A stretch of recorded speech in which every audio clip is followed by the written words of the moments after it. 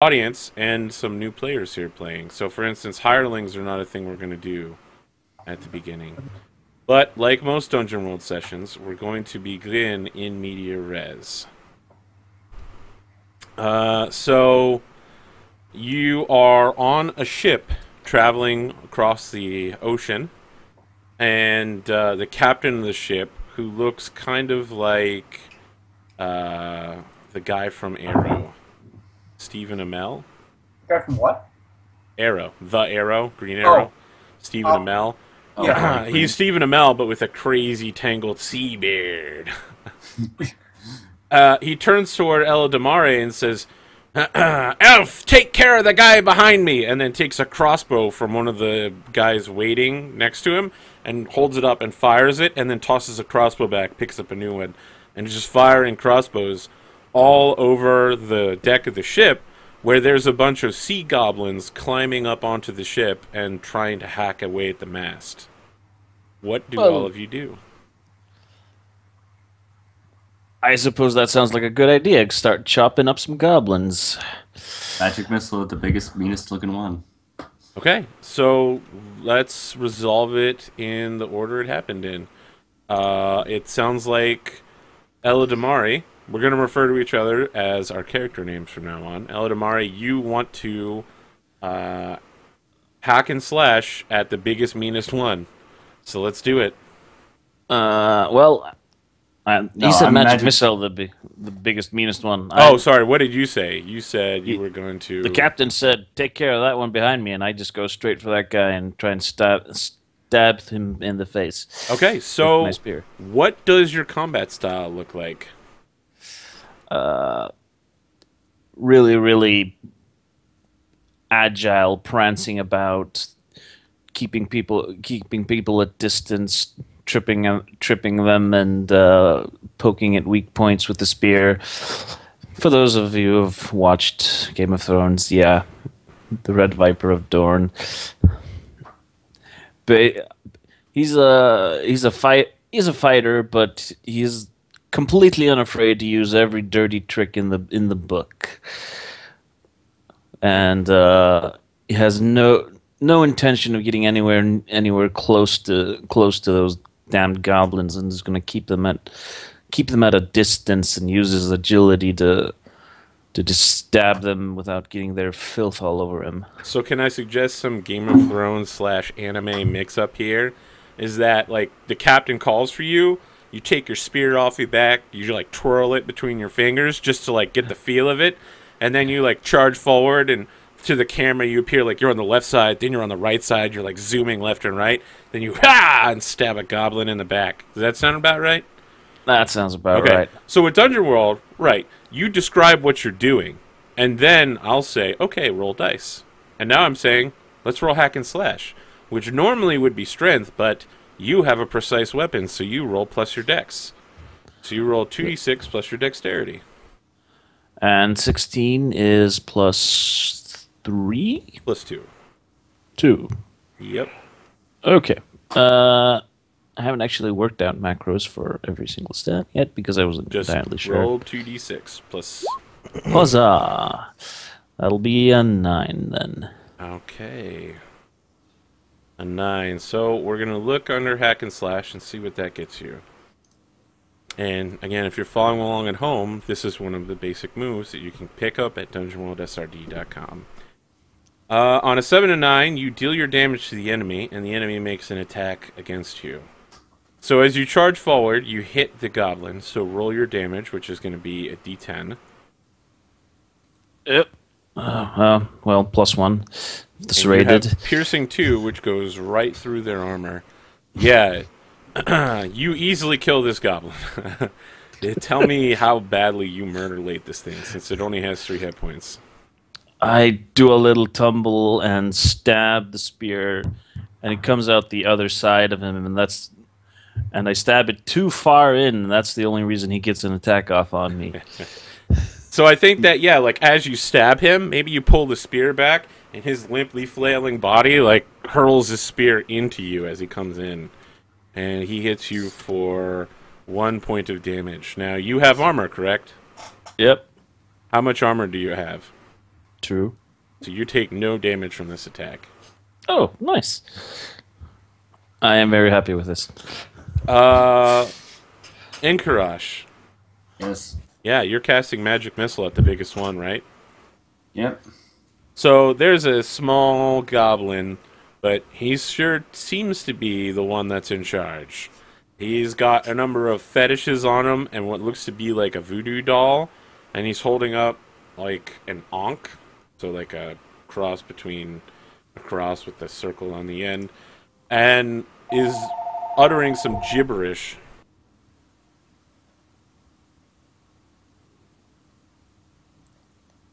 Yeah. Sorry I'm about gonna, that. I'm gonna send Magic Missile his way to interrupt his spellcast. Let's talk about this. What does your spellcasting look like, and then what does your Magic Missile look like? I think I have my spellbook in one hand and my ceremonial dagger in the other. I'm just reading off the spellbook, making some gesture with the dagger, and then pointing it right at the goblin with the fetish. So you're like not even looking at this guy. You're just like drawing things in the air with your dagger and pointing it at him. And then just look at him when it's done, just to make sure I have the aim right, as both a black missile and a white missile arc out of the dagger. Nice. Okay. And hit him square in the chest. You need to release a spell that you've prepared, so roll plus int. Nice. You got a 10. So, good stuff happens to you. You do not forget the spell. You can cast it again later. Excellent. It's because I have my spellbook there for reference. All right. So that's 2d4, yeah? Yep. Yes. All right. Tell me what it looks like when this thing hits him. Well, the two missiles are kind of weaving in and out and in and out. As right as they're about to hit him, they weave out to his flanks and then hit him square on each ear. Kind of just... Interesting. All right. So, as you hit him with this attack, that goblin grabs another slightly larger goblin and puts him between you and him, and then pushes that goblin towards you. And then he continues trying to cast his spell. What do you guys do? Well, I appear to have poked it. poked the nest. So what's Jim doing while we're doing this? There is no Jim, although he should change his name in Roll20. I believe you meant, of course, what is Frederick William Mayfield the 14th doing? Yes, that's what I wanted to say, but there's no way I can remember all that. FWM. What is FWM the 14th doing? Why don't you just call him 14? F14. Or Fred. Go Fred. So, having watched Ella Damari perform this sort of artful dance with his spear again, I'm thinking about that Game of Thrones reference. So, this artful dance, this spear to stab the goblin that's climbed aboard the ship. I'm not getting anywhere near that. That would be silly. Dangerous. Cool. But I am gonna back away from the goblin and try to call out the goblin's attacks to help him, as he's so focused. It appears to me, not knowing the intricacies of what he's doing, he seems so focused on his dance with his spear. I'm going to call out the goblin's attacks to try and assist him in his defense against it, so he doesn't get hurt again. Interesting. Would you say that you're performing the defend action? I am. Okay, why don't you roll plus con as you're standing in defense of a person? Yes.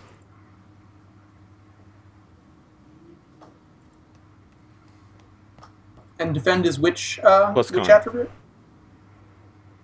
Let's see if this works. Okay. So, you What? get one hold which you can spend 1 for 1 to get any of the following options. Redirect an attack from a thing you defend to yourself. Have the attack's effect or damage. Open up the attacker to an ally to give the attacker +1 forward. Or deal damage to the attacker equal to your level. Alright. Okay, so you're shouting instructions from somewhere on the ship.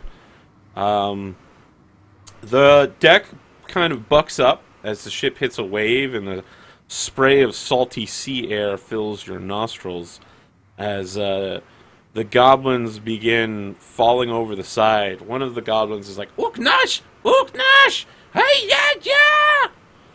And the spellcasting one is like holding his hands up like this, but the rest of them are all jumping over the side. What do you guys do? Do I understand any of what the goblins are saying? Interesting question. One that could be answered with a move. As a matter of fact, you could spout lore on this situation, or you could discern realities, or just because you have books, you could open a book to help you out. I'm gonna look at my Taldane to Goblin dictionary and use that to gain a +1 on my spouting lore. So your bag of books contains just the right book for the subject you're spouting lore on. Yep. You'll mark off a use and take +1 to your roll. So that's int +1. Yep. Shit. You got a 13. Okay, so I need to tell you something interesting and useful about the subject relevant to your situation. Goblins are cowardly creatures, and most of these goblins seem intent on retreating. The spellcaster, however, is much more organized and is attempting to have them stay and cause more chaos. He seems to be losing in that regard. What do you do? I say, Eldamri, they appear to be retreating except for that one. That one there. If you could convince him that that's the right option. I have just the tool for the job. He says, hefting his spear. Yes. As I go for that one, for the final one, are there any goblins left on the ship, or are they just all starting? They're all in retreat except for the Orcaster. But are there any physically on the ship? They're currently climbing down the outside of the ship. Okay. Oh. There's one currently impaled by your spear. Yeah, but he won't do for what I wanted to do. Okay. So well, why don't you tell me what you are doing? In that case, I will make a mad dash at the spellcasting like guy. Take a nice slide at the end and take that spear and try and shove it through his gut. Okay. Yeah, let's roll for it. Hack and slash. 10. Okay. You have an option. You can deal your damage to the enemy and avoid their attack. If you'd like, you can deal an additional d6 of damage, but expose yourself to an enemy attack. I'll deal extra damage. Okay. All right. So roll a d10 plus d6 to represent your damage. Okay, let's see. So that'll be 5 damage. Okay, with piercing 2. Yep. All right. So you try to stab this thing through the gut. It steps sideways, and you tear a bright line of blood. It now clutches over with its left hand and holds the blood in. It doesn't seem that you've killed this creature, but you may have mortally wounded it. In return, it takes its ankh and puts it in your ear, and a green glow comes out of it, and you get hit point blank with an acid blast in the face. I will spend my hold at this point to have the effect of this. Really? As I'm watching this and I see the goblin go to jam the ankh in his ear, I call out, "Duck! Duck! Duck, man!" It's a good thing you did. This damage ignores armor. With it halved, you're going to take 5 points of damage. No armor. So I take 5. Yep. Ow. Okay. I like. The goblin celebrates its victory. Yeah! Ushkanaka! And like goes back to vigorously waving its ankh around in like arcane sigils while using its left hand to like hold its guts in as it slowly backs away from you. Let's finish this one off. Magic missile. Okay. Roll your cast a spell move. Yeah, you fucking dominate that cast a spell. I've been rolling 6s on the second die all night. So again, one thing we need to talk about here. You're casting magic missile. How is this happening? Again, Or to take it from Apocalypse World, to do a move, you have to do a move. Again, just reading off the book, it's like, and fire. So you're like really disinterested in this battle. You're just like, oh, okay. I've got more important things goblins. to win. Tell me how you kill it. Instead of pointing right at the goblin with 2 missiles, I'm instead just doing 1 missile mortar fire right in the air, and it comes down right on his head. Yeah, so as you like send a missile, it goes through its brain. It stands standing for a second, and it becomes really obvious it's losing control of the magic that it was using, which was already pretty poorly constrained. And like a beam of green energy comes out of its head and forms into like a ghostly shadow as its soul is ripped out of its body, and it like points a finger to you and is like, "Ah!" as it dissipates into the air, and the goblin's dead body hits the ground with a thud. The captain is like, "Good work, boys, something, something," and then like he fades into the background as we have a flashback to 2 weeks ago in Absalom when you were meeting with Venture Captain Dental Hamshanks in the Pathfinder Society's Grand Lodge. And as you enter his office, you've all been waiting outside in his kind of antechamber. He rises from his utilitarian, almost Spartan desk and raises a big, beefy hand towards you all and says, Venture Captain Dental Shanks here. How are you, boys? How are you? Who shakes his hand first? I'll go to shake his hand. You're Ella Domri, right? Heard about you and that there weapon. Quite famous around these parts. I'll shake his hand as well. Mm-hmm. Enkarosh. Good, good. You got the message then. I was afraid you weren't going to answer. It's been some time since I got a reply from you. Well, well, you know how it is. It's good that you're here now. Frederick William Mayfield the 14th, you bastard. So, what is this guy, besides having this Spartan office and being this big burly guy, what does he look like?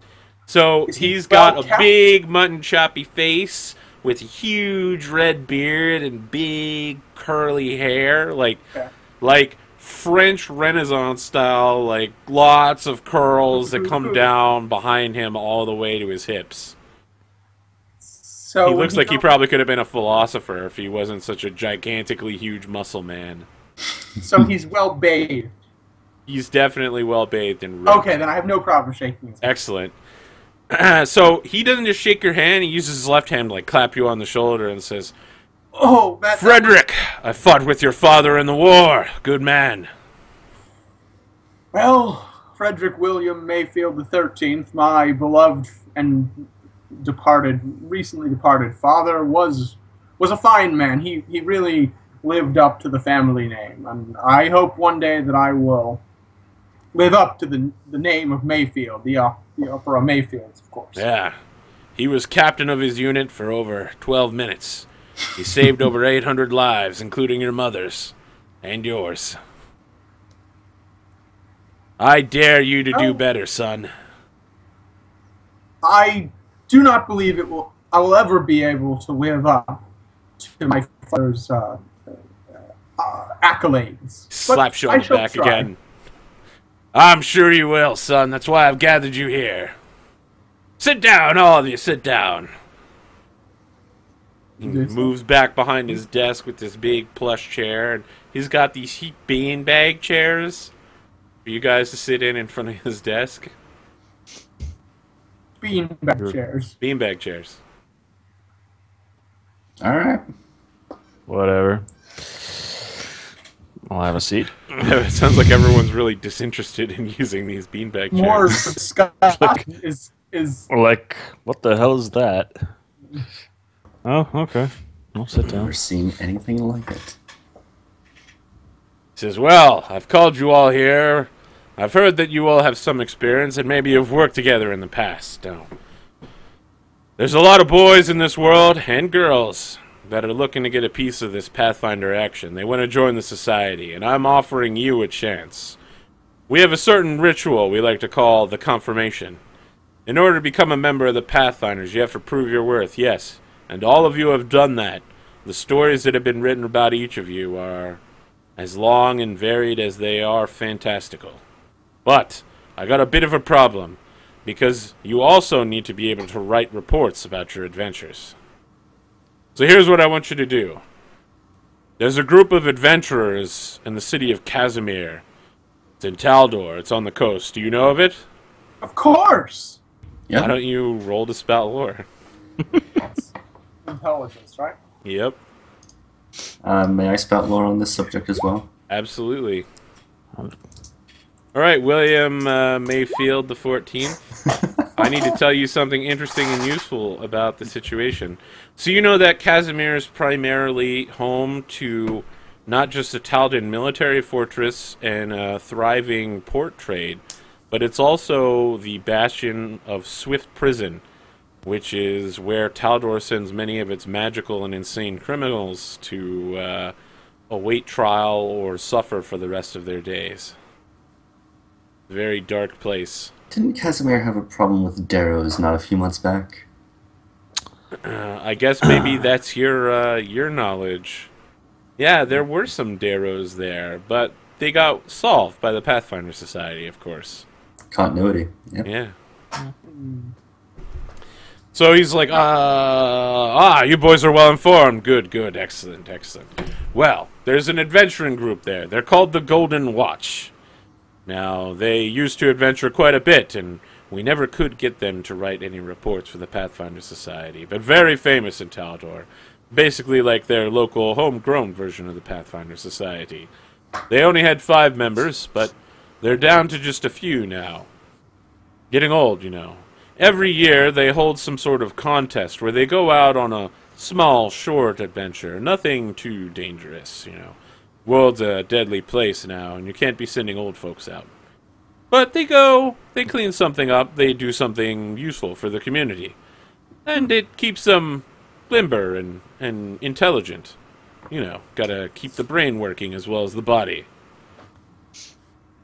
And then, Sounds good. He like points to Eladomri and Enkarosh with each finger. He's like, brain, body. Yep.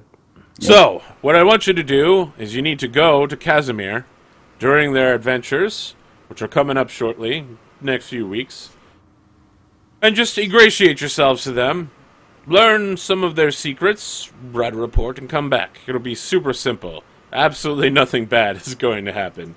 This is just busy work to make sure that you can complete a task every other member of the Pathfinder Society has done before. I have high hopes for all of you, and I look forward to you being back as soon as possible, so that we can get you dispatched to somewhere cool like the Whirlwind. So I have a query, Daniel. Yes. If he is the brain, I point to Haresh, and he is the body, Eladamari, am I the one here to write the report? You're No. the face. Yeah, you're the face, obviously. Local And if you're anything connections like and your all that. father, you might also be the voice. Well, he did in his will pass down the family man, and I've been practicing.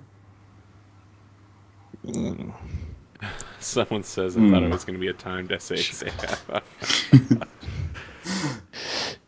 So your interview with him fades as we cut back to the present, as your ship is pulling into the harbor at Casimir.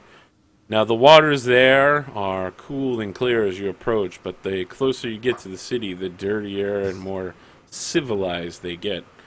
You've passed all the fishing boats, and you're now up to the traders who are pulling into port, sometimes a touch quicker than you, almost dangerously so, in military vessels of the Taldan Navy. Resplendent frigates, men of war, sloops, all with crewmen with very clean uniforms, most of which have probably never seen battle. You pull easily into port, and the captain lets you off and says, "Well, thanks to all of you for helping me out there.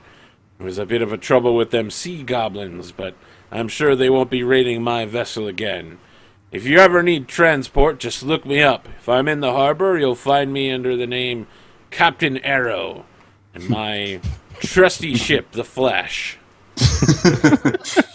Well, after the light show we gave them, I doubt they'll be raiding sea vessels, any sea vessels, for quite a time. Indeed, boy, indeed. It's a good job. Now, the hilarious part is that this guy's like 40 and you're several hundred years older than him. Yeah. Apart from that, Not 100. and Not 100. oh, and as we're leaving the vessel, I'm going to give F-14, as I'm going to be calling him, a friendly punch in the shoulder and said, "Nice job back there, catching that spell. You're actually starting to learn a little bit about combat." Well, I wouldn't go that far. I mean, combat is dangerous and so forth. I'm here to write reports, not fight. Yeah, don't worry. Don't sell yourself short. You caught that spell before I could. Yeah, don't worry. I've got a plan set up. We wake up at 6 a.m. tomorrow morning, go for a little run. How's about that? Are you trying to make him hard? Yep. We're gonna run along the beach and have the Rocky. What was it? Rocky Training 2 montage. Yeah. No. Okay, let's not do that. At the end of the montage, we see both of you doing crane style on top of the pier. That sounds positively ghastly. It'll do you good, man. You'll live longer.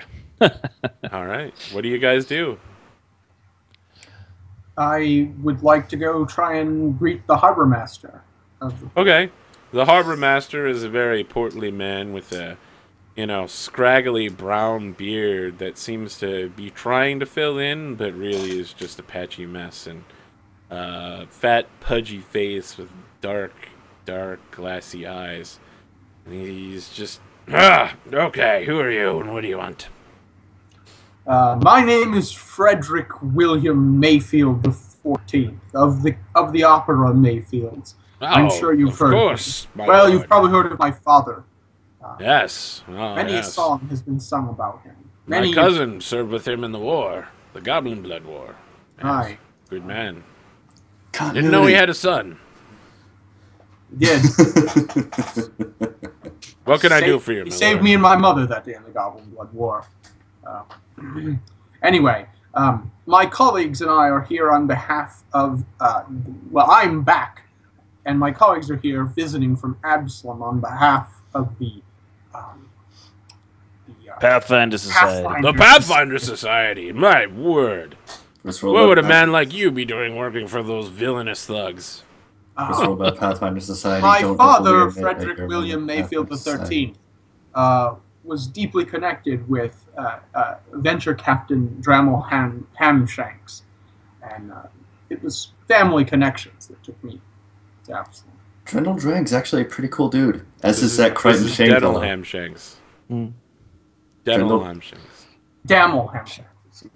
That Crichton Shane's actually a pretty cool dude. As is Drendel Drag. It sounds like you're trying to spout lore there. Yeah. No, there's nothing here relevant to the situation. Just making stuff up. They seem to have very varying amounts of